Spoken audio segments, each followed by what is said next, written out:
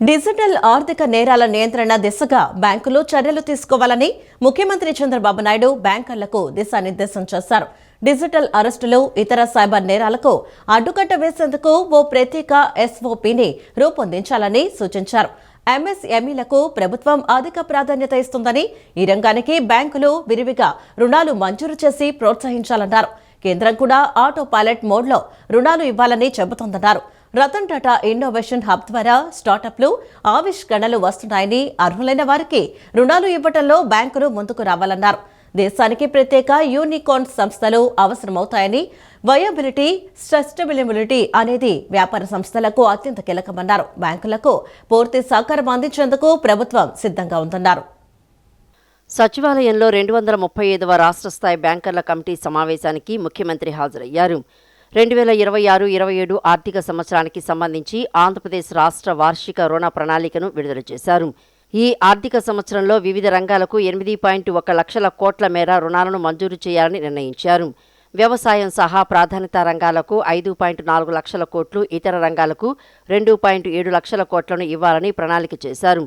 ప్రత్యేకించి వ్యవసాయ రంగానికి 3.6 లక్షల కోట్లు, పంట రుణాల కింద 2 లక్షల కోట్లు ఇవ్వాలని బ్యాంకులు నిర్ణయించాయి. వ్యవసాయ యాంత్రీకరణ 10,693 కోట్ల మేర ఆర్థిక సహకారం అందించాలని రుణ ప్రణాళికలో పేర్కొన్నాయి. ఎంఎస్ఎంఈ రంగానికి 1.55 లక్షల కోట్లు, మైక్రో ఎంటర్ప్రైజెస్ కోసం 70,000 కోట్లు, గృహ నిర్మాణానికి 11,500 కోట్లు, విద్యా రుణాలకు 2,500 కోట్లు కేటాయిస్తున్నట్లు రుణ ప్రణాళికలో వెల్లడించాయి. 2026-27 వార్షిక రుణ ప్రణాళికపై బ్యాంకులతో సమావేశంలో ముఖ్యమంత్రి చంద్రబాబు మాట్లాడుతూ, రుణ వితరణ, ఎన్సీఏలపై బ్యాంకర్లు, అధికారులతో ఓ కమిటీ ఏర్పాటు చేయాలని, కేంద్ర ప్రాయోజిత పథకాలను పూర్తి స్థాయిలో వినియోగించుకుంటామని చెప్పారు. వన్ ఫ్యామిలీ వన్ ఎంటర్ప్రెన్యూర్ కార్యక్రమం ద్వారా పెద్ద ఎత్తున వ్యాపారవేత్తలను తయారు చేయాలని లక్ష్యంగా పెట్టుకున్నామన్నారు. ఆక్వా రంగానికి కూడా బ్యాంకులు ప్రోత్సాహకం ఇవ్వాలని, వీటి ద్వారా సంపద సృష్టించేందుకు ఆస్కారం ఉంటుందన్నారు. సబ్సిడీపై 200 మెకనైజ్డ్ బోట్ల కొనుగోలుకు సంబంధించి కూడా బ్యాంకులకు ప్రతిపాదనలు ఇచ్చామని, డిజిటల్ ఆర్థిక నేరాల్లో బాధితులు సొమ్ము కోల్పోకుండా బ్యాంకులు తక్షణం స్పందించాలన్నారు. బ్యాంకులు సెంట్రల్ ట్రాన్సాక్షన్ మానిటరింగ్ సెల్స్ను ఏర్పాటు చేసి ఫైనాన్షియల్ ఫ్రాడ్స్ను నియంత్రించాలన్నారు. అమరావతి రాజధానిలో భూములు తీసుకున్న బ్యాంకులు ఫైనాన్షియల్ డిస్ట్రిక్ట్లో ఉన్న బ్యాంక్స్ స్ట్రీట్లో త్వరితగతిన నిర్మాణాలు పూర్తి చేయాలన్నారు. ప్రతి బ్యాంకు తమకు ఓ ఐకానిక్ భవనం ఉండేలా చూసుకోవాలన్నారు. కాలుష్యం తగ్గించడం, స్వచ్ఛతను పెంచడం, వ్యర్థాలను సద్వినియోగం చేసుకుని సర్క్యులర్ ఎకానమీ దిశగా అడుగులు వేయడం అనే అంశాలు నిరంతర ప్రక్రియగా ఉండాలని ముఖ్యమంత్రి నారా చంద్రబాబు నాయుడు వెల్లడించారు. లెగసీ వేస్ట్ తొలగింపులో లక్ష్యాలకు అనుగుణంగా పనిచేయాలని నిర్దేశించారు. రాష్ట్రంలో ఇప్పటికే 33 సివరేజ్ ట్రీట్మెంట్ ప్లాంట్ల పనులు ప్రారంభమయ్యాయని, మరో 148 ఎస్టీపీల పనులు ప్రారంభించనున్నట్టు అధికారులు తెలిపారు. ఈ ఏడాది ఆగస్టు, అక్టోబర్ మాసాల్లో ఎస్టీపీ ప్లాంట్లను అందుబాటులోకి తేవాలని సీఎం నిర్దేశించారు. మ్యాజిక్ డ్రైన్లను లక్ష్యానికి అనుగుణంగా పూర్తి చేయాలని సూచించారు. స్వర్ణాంధ్ర, స్వచ్ఛాంధ్రలో భాగంగా చేపట్టే వివిధ కార్యక్రమాలు, పనులపై క్యాంపు కార్యాలయంలో సీఎం చంద్రబాబు నిన్న సమీక్షించారు. ఈ సందర్భంగా సీఎం చంద్రబాబు మాట్లాడుతూ, కూటమి ప్రభుత్వం అధికారంలోకి వచ్చినప్పటి నుంచి కాలుష్యాన్ని తగ్గించేందుకు, స్వచ్ఛత పాటించేందుకు పెద్దపీట వేసిందన్నారు. ప్రతి నెల 3వ శనివారం స్వర్ణాంధ్ర, స్వచ్ఛాంధ్ర కార్యక్రమాన్ని నిర్వహిస్తున్నామని, ప్రజల్లో స్వచ్ఛతపై అవగాహన పెంచుతున్నామని అన్నారు. నెట్ జీరో, సర్క్యులర్ ఎకానమీ వంటి అంశాలపై దృష్టి సారించామని, దీంట్లో భాగంగా ప్రభుత్వ కార్యాలయాలు, హాస్టళ్లు, స్కూళ్లు, అంగన్వాడీ వంటి కేంద్రాల్లో ఈ అంశాలకు పెద్దపీట వేస్తున్నామని సీఎం చెప్పారు. కాలుష్యం తగ్గించడంతో పాటు ఖర్చులను కూడా తగ్గించుకునేలా అన్ని అంగన్వాడీ కేంద్రాల్లో ఇండక్షన్ స్టవ్లు ఇస్తున్నామని, ఇప్పటికే మొదటి దశలో పట్టణ ప్రాంతాల్లో 11,400 ఇండక్షన్ స్టవ్లను పంపిణీ చేశామని సీఎం చెప్పారు. ఈ నెలాఖరులోగా మిగిలిన 44,346 అంగన్వాడీ కేంద్రాలకు పంపిణీ ప్రక్రియను పూర్తి చేయాలని సీఎం ఆదేశించారు. ఇండక్షన్ స్టవ్ల వల్ల నెలకు 247 రూపాయల మేర ఆదా అవుతుందని సీఎం చెప్పారు. వేస్ట్ టు ఎనర్జీ ప్లాంట్ల నిర్మాణం విషయంలో త్వరితగతిన చర్యలు చేపట్టాలని సీఎం ఆదేశించారు. రాష్ట్రంలో ప్రస్తుతం నిర్వహణలో ఉన్న విశాఖ, గుంటూరు ప్లాంట్ల పనితీరుపై సీఎం ఆరా తీశారు. కడప, కర్నూలు జిల్లాల్లో వేస్ట్ టు ఎనర్జీ ప్లాంట్లకు శనివారం శంకుస్థాపనకు ఏర్పాట్లు చేసినట్లు అధికారులు వెల్లడించారు. తిరుపతి, నెల్లూరు, కాకినాడ, విజయవాడలోని వేస్ట్ టు ఎనర్జీ ప్లాంట్ల నిర్మాణ ప్రారంభ ప్రక్రియ వివిధ దశల్లో ఉందని తెలియజేశారు. పట్టణ ప్రాంతాల్లో ఈ ఆటోలు, కాంపాక్టర్స్, స్వీపింగ్ మిషన్లను పూర్తి స్థాయిలో అందుబాటులోకి తీసుకురావాలని సీఎం ఆదేశించారు. వచ్చే నెలాఖరులోగా ఈ ఆటోలను, అక్టోబర్ నెలాఖరులోగా కాంపాక్టర్లను, స్వీపింగ్ మిషన్లను అందుబాటులోకి తీసుకురావాలని అన్నారు. మిద్దె తోటల విధానాన్ని ప్రోత్సహించాలని సీఎం అధికారులకు సూచించారు. గోబర్డెన్ ప్లాంట్లు, ప్లాస్టిక్ వ్యర్థాల నిర్వహణ యూనిట్ల వంటి వాటి నిర్వహణను సమర్థవంతంగా చేపట్టాలని స్పష్టం చేశారు. ఆపరేషన్ క్లీన్ స్వీప్ కార్యక్రమంలో భాగంగా రాజమహేంద్రవరం, కాకినాడ, విజయనగరం, అనంతపురం, పిడుగురాళ్ల, వినుకొండ, మచిలీపట్నాలలో పనులు ముమ్మరంగా జరిగాయని అధికారులు సీఎంకు తెలియజేశారు. ఈ సమావేశంలో మంత్రి నారాయణ వర్చువల్గా పాల్గొన్నారు. పురపాలక శాఖ, ఇతర శాఖల ఉన్నతాధికారులు సమావేశానికి హాజరయ్యారు. అమరావతి రాజధానిలో బ్యాంక్ స్ట్రీట్ నిర్మాణ పనులు వేగంగా పూర్తయ్యేలా చూడాలని ముఖ్యమంత్రి చంద్రబాబు నాయుడు సిఆర్డీఏ అధికారులను ఆదేశించారు. బ్యాంకుల ప్రధాన కార్యాలయాల నిర్మాణానికి అవసరమైన అనుమతుల విషయంలో జాప్యం చేయవద్దని స్పష్టం చేశారు. రాజధాని ప్రాంతంలో సుందరీకరణకు ప్రాధాన్యమివ్వాలని సీఎం సూచించారు. ప్రకాశం బ్యారేజీకి ఎగువన వైకుంఠపురం వరకు ఏడాది పొడవునా నీళ్లు ఉండేలా చూడాలని ముఖ్యమంత్రి చెప్పారు. పర్యాటక అభివృద్ధికి జలక్రీడలు, స్విమ్మింగ్ తదితర కార్యకలాపాలకు పెద్ద ఎత్తున అవకాశం ఉందని సీఎం అభిప్రాయపడ్డారు. సీఎం క్యాంపు కార్యాలయంలో ముఖ్యమంత్రి చంద్రబాబు అధ్యక్షతన సిఆర్డీఏ అథారిటీ సమావేశం జరిగింది. రాజధాని ప్రాంతంలోని ఫైనాన్షియల్ డిస్ట్రిక్టులో వివిధ బ్యాంకుల ప్రధాన కార్యాలయాల నిర్మాణాల అంశంపై చర్చించారు. బ్యాంకు కార్యాలయాల నిర్మాణాలకు సిఆర్డీఏ వైపు నుంచి పూర్తి సహకారాన్ని అందించాలని ముఖ్యమంత్రి సూచించారు. బ్యాంకు స్ట్రీట్లో కార్యాలయాలు ఏర్పాటు చేసేందుకు ముందుకొచ్చిన 13 బ్యాంకుల్లో 11 సంస్థలు తమ కార్యాలయాల నిర్మాణ బాధ్యతలను సిపిడబ్ల్యూడీకి అప్పగించారని అధికారులు సీఎంకు వివరించారు. పూర్తి సమన్వయంతో త్వరితగతిన ఈ నిర్మాణాలు పూర్తి అయ్యేలా చూడాలని సిఆర్డీఏ అధికారులకు దిశానిర్దేశం చేశారు. రాజధానిలో డిజిటల్ మౌలిక సదుపాయాల కల్పన విషయంలో ప్రత్యేక శ్రద్ధ తీసుకోవాలన్నారు. ఫోన్, కేబుల్, ఇంటర్నెట్ కనెక్టివిటీలకు సంబంధించి ఎక్కడా ఇబ్బంది లేకుండా చూడాలన్నారు. రాజధాని అమరావతి నగరంలో పీపీపీ విధానంలో డిజిటల్ మౌలిక వసతులను ఏర్పాటు చేసేలా చూడాలని ఆదేశించారు. అమరావతి నివాస యోగ్యమైన నగరంగా తీర్చిదిద్దటమే కాకుండా నివాస వ్యయం తగ్గించేలా చర్యలు తీసుకోవాలని ముఖ్యమంత్రి సూచించారు. పైపుడు గ్యాస్ కనెక్షన్తో పాటు ఇండక్షన్ స్టవ్ల వినియోగాన్ని ప్రోత్సహించాలని, డిస్ట్రిక్ట్ కూలింగ్ వంటి వ్యవస్థలను అందుబాటులోకి తీసుకురావాలని సీఎం చెప్పారు. రాజధాని ప్రాంతంలో సుందరీకరణకు ప్రాధాన్యం ఇవ్వాలని సీఎం సూచించారు. ప్రకాశం బ్యారేజీకి ఎగువన వైకుంఠపురం వరకు ఏడాది పొడవునా నీళ్లు ఉండేలా చూడాలని ముఖ్యమంత్రి తెలిపారు. పర్యాటక అభివృద్ధికి జలక్రీడలు, స్విమ్మింగ్ తదితర కార్యకలాపాలకు పెద్ద ఎత్తున అవకాశం ఉందని సీఎం అభిప్రాయపడ్డారు. అథారిటీ సమావేశంలో కృష్ణా, కర్ణాటక నిర్మాణ పనులు, ఉండవల్లి గ్రామంలో ఎల్పీఎస్ లేఅవుట్ల అభివృద్ధి, పార్కింగ్ కాంప్లెక్స్ నిర్మాణం, జ్యుడిషియల్ అకాడమీ నిర్మాణం, పౌల్ట్రీ ఫారంల స్ట్రక్చర్లకు చెల్లించాల్సిన పరిహారం వంటి అంశాలపై చర్చించారు. ఈ సమావేశంలో మంత్రి నారాయణ వర్చువల్గా పాల్గొన్నారు. సమావేశంలో మున్సిపల్, సిఆర్డీఏకు చెందిన ఉన్నతాధికారులు పాల్గొన్నారు. సీఎం క్యాంపు కార్యాలయంలో ముఖ్యమంత్రి చంద్రబాబు నాయుడుని యోగా గురువు బాబా రామ్దేవ్, పతంజలి అధినేత ఆచార్య బాలకృష్ణన్ మర్యాదపూర్వకంగా కలిశారు.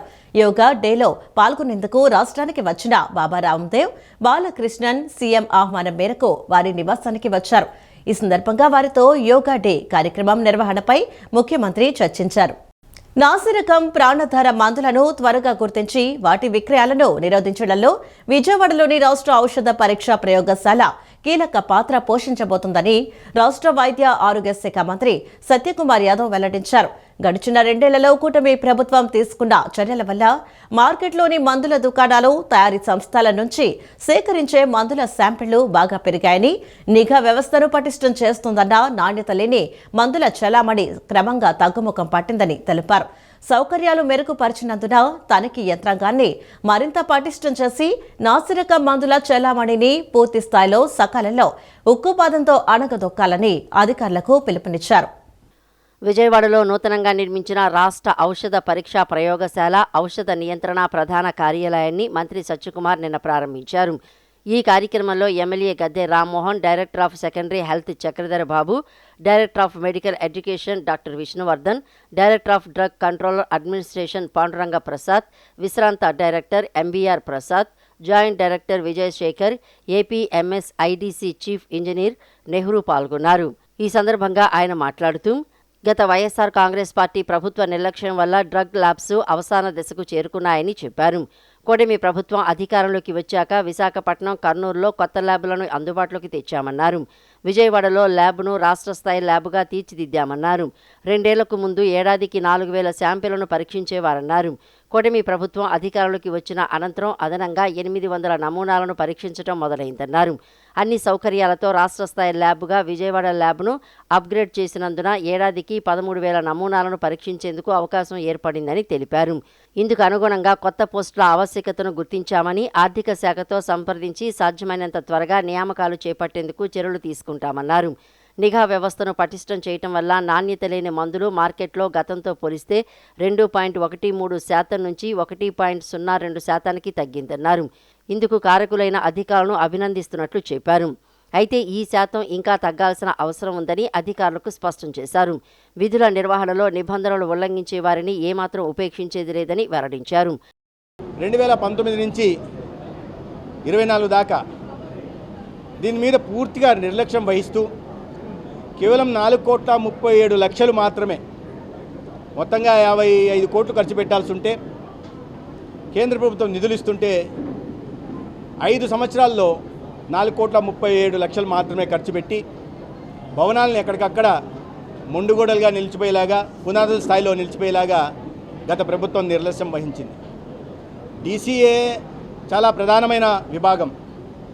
ఎందుకంటే నాణ్యమైన మందుల లభ్యత మార్కెట్లో ఉండాలన్నా, లేదా ఈ స్పూరియస్ డ్రగ్స్, హానికరమైన డ్రగ్స్ నివారించాలన్నా, లేదా నాణ్యమైన మందుల సరఫరా జరగాలన్నా, లేదా ప్రిస్క్రిప్షన్కి ద్వారానే జరగాలన్నా DCAనే ఎన్ఫోర్స్మెంట్ చేస్తూ ఉంటుంది.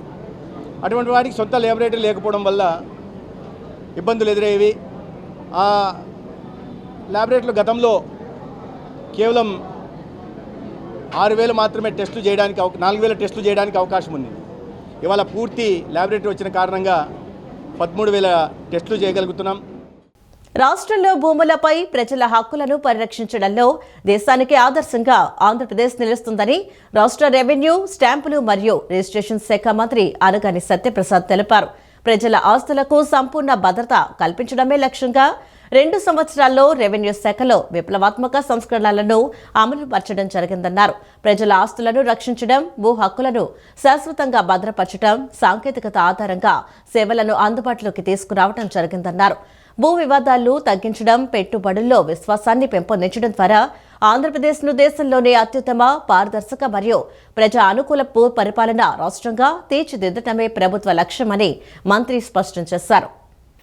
రాష్ట్ర సచివాలయం ప్రచార విభాగంలో మంత్రి అనగాని సత్యప్రసాద్ విలేకరుల సమావేశం నిర్వహించారు. గత 2 ఏళ్లలో రెవెన్యూ, స్టాంపులు మరియు రిజిస్ట్రేషన్ శాఖ పరంగా అమలుపరిచిన పలు సంస్కరణలు, సాధించిన ప్రగతిని వివరించారు. ఈ సందర్భంగా మంత్రి మాట్లాడుతూ, రాష్ట్ర ముఖ్యమంత్రి నారా చంద్రబాబు నాయుడు, ఉప ముఖ్యమంత్రి పవన్ కళ్యాణ్, మానవ వనరుల అభివృద్ధి శాఖ మంత్రి నారా లోకేష్ మార్గదర్శకత్వంలో భూ పరిపాలన వ్యవస్థను సమూలంగా ఆధునీకరించి ప్రజల హక్కులకు సంపూర్ణ భద్రత, సేవల్లో పారదర్శకత, రికార్డులో ఖచ్చితత్వం, పెట్టుబడులకు అనుకూలమైన భూ పరిపాలన అందించే దిశగా కూటమి ప్రభుత్వం వేగంగా ముందుకు సాగుతోందన్నారు. గత ప్రభుత్వ హయాంలో భూముల యాజమాన్య హక్కులపై ప్రజల్లో ఏర్పడిన అనిశ్చితి, ఆందోళనలు, సందేహాలను పూర్తిగా తొలగించి భూమిపై ప్రజల విశ్వాసాన్ని పునరుద్ధరించేందుకు ప్రభుత్వం దృఢ సంకల్పంతో పనిచేస్తోందన్నారు. భూమి అనేది సామాన్యుడి జీవితకాల శ్రమకు ప్రతీకగా నిలిచే అమూల్యమైన ఆస్తి అని, ఆ ఆస్తికి చట్టపరమైన రక్షణ కల్పించడం ప్రభుత్వ ప్రథమ కర్తవ్యమని మంత్రి స్పష్టం చేశారు. రాష్ట్రంలో గతంలో చేపట్టిన రీసర్వే ప్రక్రియపై రైతులు, భూ యజమానులు, ప్రజల నుంచి వచ్చిన వేలాది ఫిర్యాదులు, అభ్యంతరాలను ప్రభుత్వం అత్యంత సీరియస్గా పరిగణించిందన్నారు. దీంతో రాష్ట్ర వ్యాప్తంగా గ్రామాల వారీగా సమీక్షలు నిర్వహించి ప్రజల అభిప్రాయాలు సేకరించి ప్రతి గ్రామంలో ప్రత్యేక సమావేశాలు ఏర్పాటు చేస్తున్నామని తెలిపారు. 2014-19 ఏదైతే మనం ఈ రాష్ట్రాన్ని పునర్నిర్మించుకుంటా ఉన్నామో 19-24లో తిరోగమనం అయింది కాబట్టి దాన్ని మళ్ళా భవిష్యత్ తరాలకు మంచి చేసి తీరాలని చెప్పే లక్ష్యంతో మనం ముందుకెళ్తా ఉన్నాము. అవన్నీ కూడా శ్వేతపత్రాల ద్వారా మేము గతంలో కూడా ఇచ్చాము. అవన్నీ కూడా ఏం చేస్తున్నాము, ఏం చేశాము, అవి కూడా ఎప్పటికప్పుడు ప్రజలకు కూడా తెలియజేయాలి. పత్రికా సోదరిమణుల ద్వారా కూడా ఇప్పుడు డిబేట్ చేసుకుంటూ ఉంటేనే ఒక మంచి పరిపాలన ఇవ్వగలం. ఈ 2 సంవత్సరాల సుపరిపాలన ఏదైతే మంచి ప్రభుత్వం చేశామో ఆ కార్యక్రమాలన్నీ కూడా మీ అందరితో చెప్పడం కోసం, ముఖ్యంగా ఎందుకంటే రెవెన్యూ ల్యాండ్స్ డిపార్ట్మెంట్ వచ్చేటప్పటికి చాలా ప్రాబ్లం, అంటే చాలా ఇష్యూస్ ఉన్నటువంటి డిపార్ట్మెంట్. అలాగే భూమి అనేది ఎవరికైతే హక్కు ఉందో వాళ్ళందరికీ కూడా భవిష్యత్తుకి భరోసా ఇచ్చేటువంటి ఒక ఎమోషనల్ ఇష్యూ, అది వెరీ డెలికేట్ ఇష్యూ. సో అందుకనే పగడ్బందీగా ఎవరెవరి హక్కులు వాళ్ళు కల్పించాలని చెప్పేసి గౌరవ ముఖ్యమంత్రి గారు ఎప్పటికప్పుడు ప్రతి నెల కూడా 2 రివ్యూలు పెట్టుకోవటం, ప్రతి నెల 9వ తారీఖున క్షేత్రస్థాయిలో ప్రజల దగ్గరికి వెళ్ళటం, వాళ్ళ సమస్య తెలుసుకోవటం, వాళ్ళని కలవటం, వాళ్ళ రీసర్వేలో పాలు పంచుకోవటం, అలాగే మీటింగ్ పెట్టి అక్కడ కూడా ప్రజలతో వాళ్ళ ఒక గ్రీవెన్సెస్ తీసుకుని అవన్నీ కూడా సత్వర పరిష్కారం చేసే దిశగా ప్రతి నెల 9వ తారీఖున ఈ రెవెన్యూ డే కార్యక్రమం చేయడం, పాస్బుక్లు కూడా ఇవ్వటం, ఏదైతే రాజముద్రతో అందరి ఆత్మ గౌరవం ఆత్మాభిమానం ఉండే విధంగా ఉన్నటువంటి పాస్బుక్లు కూడా ఇచ్చే దిశగా ఈ కార్యక్రమాలు చేస్తా ఉన్నాం. పర్యాటక రంగాన్ని రాష్ట్ర ఆర్థికాభివృద్ధికి ప్రధాన చోదక శక్తిగా మార్చి భారీ ఎత్తున ఉపాధి కల్పించాలనే లక్ష్యంతో కూటమి ప్రభుత్వం గత 2 ఏళ్లలో విప్లవాత్మక నిర్ణయాలు తీసుకుందని రాష్ట్ర పర్యాటక సాంస్కృతిక సినిమాటోగ్రఫీ శాఖ మంత్రి కందుల దుర్గేష్ పేర్కొన్నారు. గత 2 ఏళ్లలో దేశీయ పర్యాటకుల రాక 17% పెరిగి 37 కోట్ల ఫుట్బాల్ నమోదైందని, దేశంలో 16వ స్థానంలో ఉన్న ఆంధ్రప్రదేశ్ పర్యాటక రంగం 13వ స్థానానికి చేరుకుందని తెలిపారు. పర్యాటక అభివృద్ధిలో భాగంగా విశాఖపట్నం, అరకు, రాజమహేంద్రవరం, అమరావతి, శ్రీశైలం, గండికోట, తిరుపతిని యాంకర్ హబ్లుగా అభివృద్ధి చేస్తున్నామని, 25 ప్రత్యేక పర్యాటక సర్క్యూట్ల రూపకల్పన జరుగుతోందని వెల్లడించారు. పర్యాటకుల భద్రతకు అత్యున్నత ప్రాధాన్యమిస్తూ ప్రత్యేక బీచ్ ప్రొటెక్షన్ ఫోర్స్ ఏర్పాటు చేశామని మంత్రి దుర్గేష్ తెలిపారు. విజయవాడ భవానీపురంలోని బెర్మ పార్కులో ఉన్న ధరణి కన్వెన్షన్ హాల్లో మంత్రి దుర్గేష్ 2 ఏళ్ల సుపరిపాలనలో పర్యాటక, సాంస్కృతిక, సినిమాటోగ్రఫీ శాఖల పురోగతిపై ఆయా శాఖల ఉన్నతాధికారులతో కలిసి మీడియాకు వివరాలు వెల్లడించారు. ఈ సందర్భంగా మంత్రి కందుల దుర్గేష్ మాట్లాడుతూ పర్యాటక రంగానికి పారిశ్రామిక హోదా కల్పించడం, నూతన పర్యాటక పాలసీ 2024-29 విడుదల నుంచి 117 ప్రముఖ సంస్థలతో ఎంఓయూలు కుదుర్చుకుని దాదాపు 20,000 కోట్ల భారీ పెట్టుబడుల ఆకర్షణ వరకు జాతీయ స్థాయి అవార్డుల నుంచి ప్రపంచ స్థాయి పర్యాటక గమ్యస్థానంగా రాష్ట్రాన్ని తీర్చిదిద్దే దిశగా ప్రభుత్వం వేగంగా అడుగులు వేస్తోందన్నారు. ఈ ప్రాజెక్టులు పూర్తి స్థాయిలో అమలైతే 122,637 మందికి ప్రత్యక్ష, పరోక్ష ఉపాధి అవకాశాలు లభిస్తాయని పేర్కొన్నారు. ప్రస్తుతం ఉన్న 4,390 హోటల్ గదులకు అదనంగా మరో 9,042 గదులు అందుబాటులోకి వచ్చేలా 50 కొత్త హోటళ్లకు అనుమతులు ఇచ్చామని తెలిపారు. అందులో భాగంగా నిర్మాణ దశలో ఉన్న 42 హోటళ్ల ద్వారా 48,168 ఉద్యోగాలు లభిస్తాయన్నారు. పీపీపీ విధానంలో పర్యాటక అభివృద్ధి చేస్తున్నామని, అధికారుల సమిష్టి కృషితో 5 ఏళ్లలో రాష్ట్ర వ్యాప్తంగా 50,000 గదులు ఏర్పాటు చేయటమే ప్రభుత్వ లక్ష్యమని పేర్కొన్నారు. 2019-24 మధ్యలో ఈ రాష్ట్రంలో పర్యాటక రంగం పూర్తిగా వెనక్కి వెళ్ళిపోయిందనేటువంటి మాట చాలా చోట్ల మనం వింటూ ఉంటాం, మీ ద్వారా కూడా విన్నాం. అయితే ఈ 2 సంవత్సరాల కాలంలో మనకి డొమెస్టిక్ ఫుట్ఫాల్ 17% పెరిగినటువంటి సందర్భాన్ని మీ అందరికీ తెలియజేస్తున్నాను. అదేవిధంగా మొత్తంగా డొమెస్టిక్ ఫుట్ఫాల్ వచ్చి 37 కోట్ల మంది ఫుట్ఫాల్ ఉండటం జరిగింది. అదేవిధంగా ఫారెన్ ఫుట్ఫాల్ వచ్చి విదేశీయులు మన రాష్ట్రానికి వచ్చిన దాంట్లో 2,62,000 మంది రావడం జరిగింది. అదేవిధంగా ఇప్పటి వరకు దేశంలో 16వ స్థానంలో ఉన్నటువంటి మన పర్యాటక రంగం 13వ స్థానానికి చేరుకోవడం జరిగింది ఈ 2 సంవత్సరాల కాలంలో. అదేవిధంగా ఇప్పటి వరకు 4,390 గదులు ఉన్నటువంటి ఆతిథ్య రంగంలో, హోటల్స్లో మేము కొత్తగా ఈ 2 సంవత్సరాల కాలంలో రమారమి ఒక 50 హోటల్స్కి ప్రత్యేకంగా SIPB ద్వారా శాంక్షన్లు జరిగిన తర్వాత, ఇవన్నీ గ్రౌండ్ అయిన తర్వాత ఏకాఏకిన 9,042 గదులు వచ్చేదానికి అవకాశం ఉంది. వీటితో పాటు ముఖ్యమంత్రి గారు మాకు ఆదేశించిన విధంగా ఈ 5 సంవత్సరాలు పూర్తయ్యే నాటికి 50,000 గదులు ఈ రాష్ట్రంలో ఏర్పడాలనేటువంటి ఆలోచన చేస్తూ ఉన్నాం. పబ్లిక్ ప్రైవేట్ పార్ట్నర్షిప్ అనేటువంటి పేరుతోటి మనం చేస్తున్నటువంటి కార్యక్రమాలు పెట్టుబడిదారులను ఆకర్షించడం, ఈ రాష్ట్రంలో ఉన్నటువంటి అద్భుతమైనటువంటి ప్రకృతి సౌందర్యాలని వారందరికీ తెలియజెప్పడం, వీటి వల్ల ఇది లాభసాటి వ్యాపారంగానే భావించి అనేక మంది పెట్టుబడిదారులు రావడం జరిగింది. దాంట్లో ఇవాళ మేము జరిగినటువంటి CII పార్ట్నర్షిప్ సమ్మిట్లో కానీ తర్వాత కానీ రమారమి 20,000 కోట్ల పైబడి పెట్టుబడులను ఆకర్షించగలిగాం. అంతర్జాతీయ యోగా దినోత్సవ కార్యక్రమం కోసం ఆంధ్రప్రదేశ్కు రావటం ఆనందంగా ఉందని ప్రముఖ యోగా గురువు స్వామి బాబా రామ్దేవ్ అన్నారు. ఆంధ్రప్రదేశ్ ప్రకృతి రీత్యా సంస్కృతి పరంగా ఎంతో ఆధ్యాత్మికత కలిగిన రాష్ట్రంగా అభివర్ణించారు. ఆంధ్రప్రదేశ్ రాష్ట్రం పట్ల తనకు ప్రత్యేకమైన అభిమానం, ప్రేమ ఉన్నాయని తెలిపారు. అంతర్జాతీయ యోగా దినోత్సవం సందర్భంగా అమరావతిలో నిర్వహించనున్న యోగా కార్యక్రమంలో పాల్గొనేందుకు ప్రముఖ యోగా గురువు స్వామి బాబా రామ్దేవ్ నిన్న సాయంత్రం విజయవాడ అంతర్జాతీయ విమానాశ్రయానికి చేరుకున్నారు. ఈ సందర్భంగా రాష్ట్ర ప్రభుత్వ సలహాదారు డాక్టర్ మంతెన సత్యనారాయణరాజు, ఆంధ్రప్రదేశ్ ప్రభుత్వ health, medical and family welfare శాఖ joint secretary Gopalakrishna Ronanki, secondary health director KVN Chakradharababu, Krishna జిల్లా కలెక్టర్ డీకే బాలాజీ, జిల్లా ఎస్పీ వి విద్యాసాగర్ నాయుడు, విమానాశ్రయ డైరెక్టర్ ఎంఎల్కే రెడ్డి, విమానాశ్రయ CSO K Dharmendra, Gudivada RTO G Balasubrahmanyam, tahsildar Keshavaiah తదితరులు స్వామి బాబా రామ్దేవ్కు ఘనస్వాగతం పలికారు.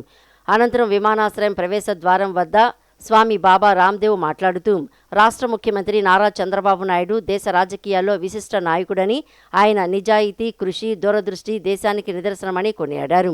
భారతీయ రాజకీయాల్లో ఆయన హిమాలయాల్లాంటి నాయకుడని పేర్కొన్నారు. ఆంధ్రప్రదేశ్ రాష్ట్రం పట్ల తనకు ప్రత్యేకమైన అభిమానం, ప్రేమ ఉన్నాయని తెలిపారు. యోగా ద్వారా ఆరోగ్యవంతమైన సమాజ నిర్మాణం సాధ్యమవుతుందని పేర్కొంటూ కరో యోగ్ రహో నిరోగ్ అనే సందేశాన్ని ప్రజలకు అందించారు. యోగా ప్రతి ఒక్కరి జీవితంలో భాగం కావాలని పిలుపునిచ్చారు.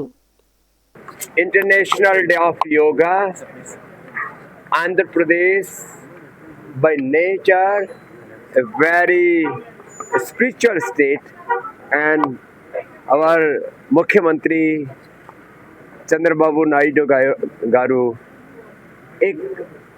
he is a very spiritual person, hard, honest, hard worker and statesman. In Indian politics, he is like a Himalaya, and his character, his contribution for Andhra Pradesh and for nation is very big, and I so much love in my heart for Andhra, so I came here for yoga. Karo yog raho nirog. Vijayawada ఇంద్రకీలాద్రిపై కొలువైన శ్రీ విజయవాడ కనకదుర్గమ్మ వారిని, దుర్గా మల్లేశ్వర స్వామిని రాష్ట్ర పర్యాటక, సాంస్కృతిక, cinematography శాఖ మంత్రి కందుల దుర్గేష్ భక్తి శ్రద్ధలతో దర్శించుకున్నారు. ఆలయానికి వెచ్చేసిన మంత్రికి ఆలయాధికారులు, అర్చకులు పూర్ణకుంభంతో మంగళ వాయిద్యాల నడుమ ఘన స్వాగతం పలికారు. అనంతరం మంత్రి దుర్గేష్ అమ్మవారిని దర్శించుకుని అమ్మవారి కృపా కటాక్షాల కోసం ప్రత్యేక పూజలు, అర్చనలు నిర్వహించారు. ఈ సందర్భంగా వేద పండితులు ఆయనకు అమ్మవారి శేషవస్త్రం, చిత్రపటం, తీర్థప్రసాదాలను అందించి వేదాశీర్వచనం పలికారు. జగన్మాత ఆశీస్సులతో రాష్ట్ర ప్రజలంతా సుఖ సంతోషాలతో, ఆయురారోగ్యాలతో వర్ధిల్లాలని ఈ సందర్భంగా మంత్రి ప్రార్థించారు. భక్తుల సౌకర్యార్థం చేపట్టే ఆలయ విస్తరణ ప్రక్రియలో నిర్వాసితులకు చట్ట ప్రకారం పూర్తి న్యాయం జరిగేలా చర్యలు ఉంటాయని ఆలయ చైర్మన్ బుర్రా గాంధీ ఇవోసీనా నాయక్ తెలిపారు. క్షేత్రస్థాయి స్థల పరిశీలన ఆధారంగా ఎంతవరకు ఈ స్థలాలు దేవస్థానానికి ఉపయోగపడతాయో అనేది అధ్యయనం చేస్తామన్నారు. ఈ విషయంపై ఒక సమగ్ర సాంకేతిక నివేదికను రూపొందించి త్వరలోనే దేవాదాయ శాఖ కమిషనర్కు సమర్పించనున్నట్లు తెలిపారు. ఇంద్రకీలాద్రి శ్రీ దుర్గా మల్లేశ్వర స్వామి వారి దేవస్థానానికి రోజురోజుకి పెరుగుతున్న భక్తుల సంఖ్యను దృష్టిలో ఉంచుకుని వారికి కల్పించవలసిన వసతులు మరియు సౌకర్యాల పెంపుదల నిమిత్తం ఆలయ విస్తరణ పనులను ప్రభుత్వం వేగవంతం చేసింది. ఇందులో భాగంగా నిన్న దేవాదాయ శాఖ కమిషనర్ ఉత్తర్వుల ప్రకారం నిర్వాసితులతో ప్రాథమిక సమావేశం నిర్వహించిన అధికారులు నిన్న సాయంత్రం క్షేత్రస్థాయిలో ఉమ్మడిగా స్థల పరిశీలన చేపట్టారు. దేవస్థాన ధర్మకర్తల మండలి చైర్మన్ బొర్రా రాధాకృష్ణ, ఆలయ కార్యనిర్వహణాధికారి వికే సీనా నాయక్, రెవెన్యూ అధికారులు మరియు ఆర్ఎండ్బి అధికారులు సంయుక్తంగా ఈ కార్యక్రమంలో పాల్గొన్నారు. ఆలయ విస్తరణ మరియు భూసేకరణ పరిధిలోకి వచ్చే అర్జున వీధి, మల్లికార్జునపేట ప్రాంతాల్లో అధికారులు కాలినడకన పర్యటించారు. అక్కడ విస్తరణకు గుర్తించిన గృహాలను, స్థలాలను క్షుణ్ణంగా పరిశీలించారు. ఈ సందర్భంగా ఆయా ప్రాంతాల్లోని గృహ నిర్వాసితులతో అధికారులు నేరుగా మాట్లాడారు.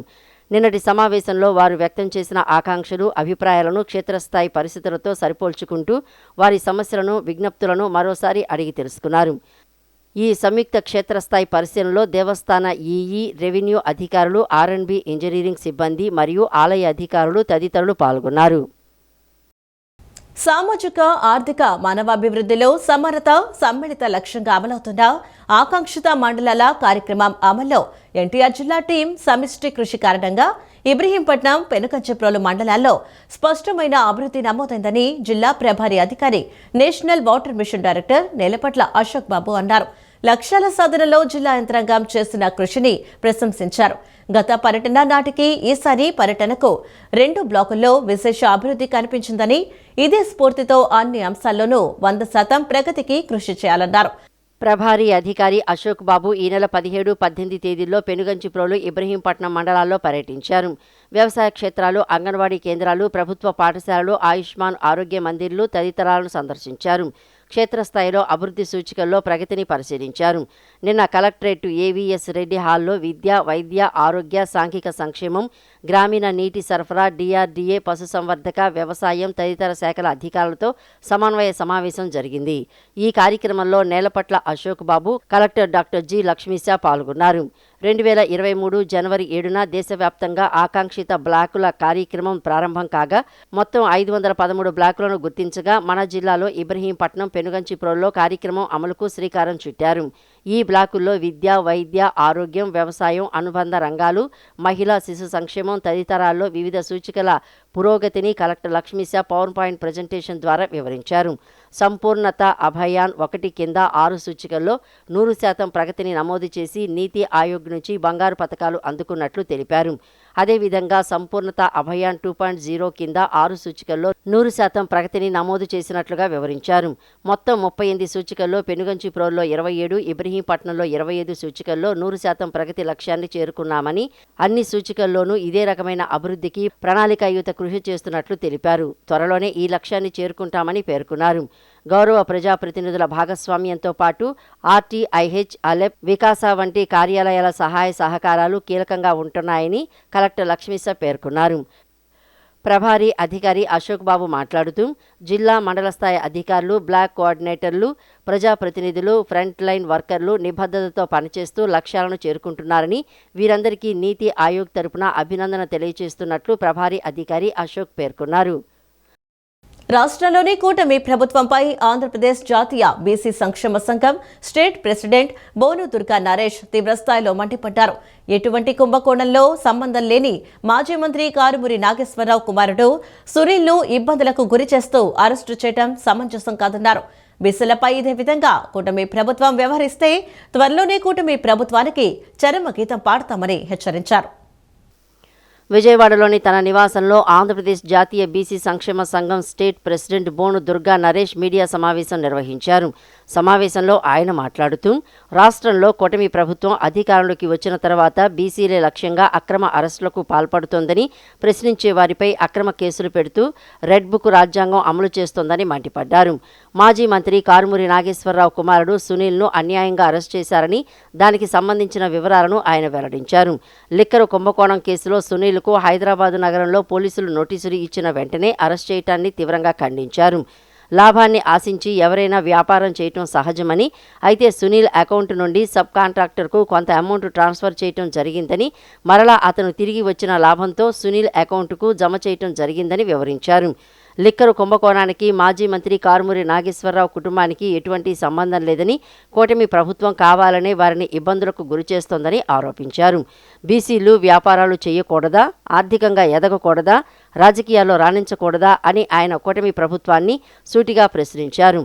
రాష్ట్రంలో వరుసగా జరుగుతున్న అక్రమ అరెస్టులను, అదేవిధంగా బీసీలపై జరుగుతున్న దాడులను కూటమి ప్రభుత్వం ఆపకపోతే త్వరలోనే కూటమి ప్రభుత్వానికి చరమగీతం పాడతామని హెచ్చరించారు.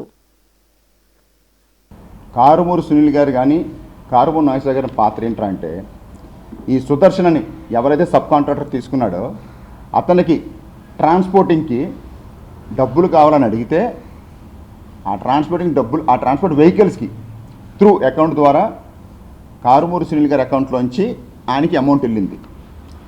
దానికి సంబంధించిన అగ్రిమెంట్ కూడా ఉంది. అగ్రిమెంట్లో క్లియర్గా అన్నీ మెన్షన్ చేసి ఉన్నాయి. ఇందులో ఎక్కడ కూడా కారుమూరి ఫ్యామిలీకి దానికి అసలు ఎటువంటి సంబంధం లేదు. అది మీకు కూడా తెలుస్తూ ఉంది, దీని వరకు క్లియర్గా తెలుస్తూ ఉంది. ఏదైతే కారుమూరి సునీల్ గారి అకౌంట్కి వచ్చిన అమౌంట్ ఉందో ఆ అమౌంట్కి క్లియర్ కట్గా జిఎస్టీ, ఐటీ కట్టి డిస్క్లోజ్ కూడా చేయడం జరిగింది. డిస్క్లోజ్ అంటే లావాదేవీలు ఎలా జరిగినాయి, ఎంత అమౌంట్ వచ్చింది ఏంటి అనేది. ఈడీ రంగంలో దిగేసి మొన్న వెళ్ళారు, ఏమి అవలా, కొండను తవ్వి ఎలుగును పట్టుకున్నారని నేనే చెప్పా మొన్న, ఒక వాచ్ పట్టుకున్నారండి అని. అక్కడ ఏం లేదు, క్లియర్ కట్ ఉంది. అయినా సరే నిన్న సునీల్ గారిని ఇమ్మీడియట్గా ఎన్ఫోర్స్మెంట్ దిగడం, అరెస్ట్ చేయడం, 7 రోజులు రిమాండ్ చేయడం. సబ్లీజ్ ఇవ్వడం తప్పు అయితే ఫస్ట్ అరెస్ట్ చేయాల్సింది ఎవరినండి? సిగ్మా వాళ్ళని. పోనీ ఇంకేదైనా ఉందంటే సుదర్శన్ని, లేదంటే రాజుని, సురేష్ని, నరేష్ని, లేదంటే విజయనగరం ఈస్ట్ వెస్ట్ సౌత్ చేసిన వాళ్ళని. ఎవరిని ఒక్క అరెస్ట్ లేదు, ఎక్కడ చూపించలేదు. కేవలం చూపించింది ఎవరిని? కారుమూరి నాగేశ్వరరావు ఫ్యామిలీ. ఈ వార్తలు ఇంతటితో సమాప్తం. నమస్కారం.